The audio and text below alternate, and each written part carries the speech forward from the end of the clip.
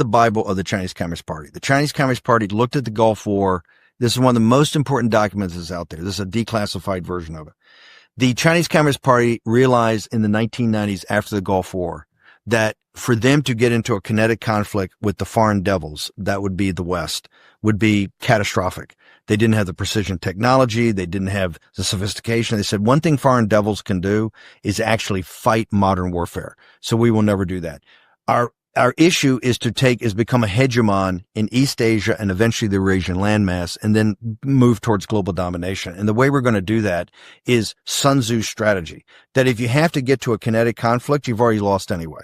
We are going to basically overwhelm the West, and we're going to do it through cyber, psychological, political, cultural, and most importantly, economic warfare. And that is what the Chinese Communist Party has been engaged with us for 25 years of economic warfare. And let me be specific that and this is a economic war, and it puts the Thucydides trap on its head, because never before in world history have we ever had a potential rising or existential threat to an existing hegemonic power that was financed and nurtured by the elites of the hegemon.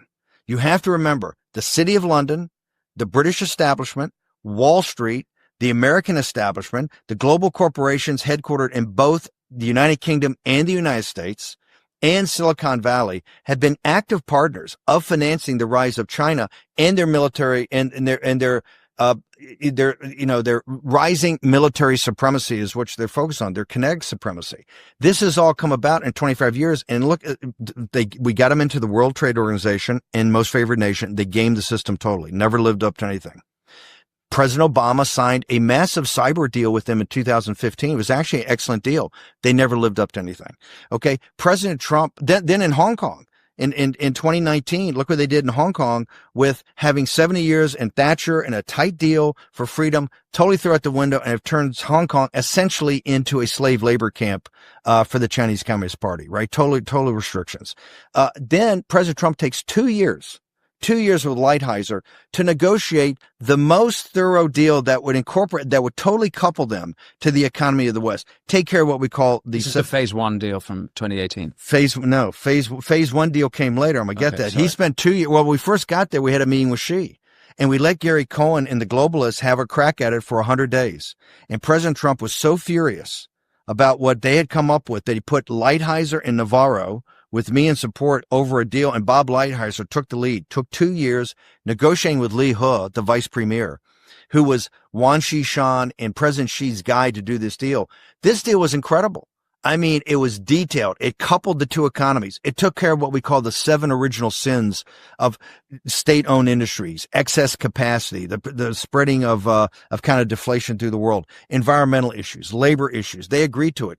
In May of 2019, when this deal is basically getting ready to be presented and to be signed by some sort of big ceremony by President Trump and Xi in maybe June or July of that year, they have a One Belt, One Road meeting, I believe was in Shanghai, and Putin shows up. And they go through this first big One Belt, One Road meeting, and Wan Xishan and Xi kind of come to the conclusion with Putin, they're going, we're on a roll. We have a whole thing called the network system, right? They're trying to destroy the nation state. They want to look at China as the railhead of production, take Germany, everything those are component part manufacturers. These are final markets. It's a brilliant laid through, and they're going to use predatory kind of British East India Company in reverse predatory capitalism to do this.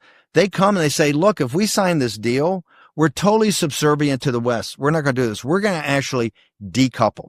And we're going to say, no way. Ian Bremmer, who's no fan of President Trump's and one of the smartest guys out there for geopolitics, Bremmer says the most important year for geopolitics in the 21st century, the most important month was May of 2019, when Xi and the senior cadre of the Chinese Communist Party said no.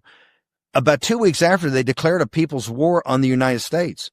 It shouldn't be lost on people that 90 days later, in the military games in Wuhan, is where the first diagnosis of the virus came for the pandemic. It came no later than December or January in 2020. We did a skinny deal after that. They haven't lived anything in the skinny deal that you just mentioned. None of the agreements that either they tore them up and walked away, or they have not lived up to any of the things. The skinny deal is the phase one deal. The phase one deal. The phase one, that was 2018. No. We had a little memorandum of understanding. The phase one deal was January 2020. That's what we call the skinny deal. Okay. 2018 was a little interim. We're going to agree to move forward.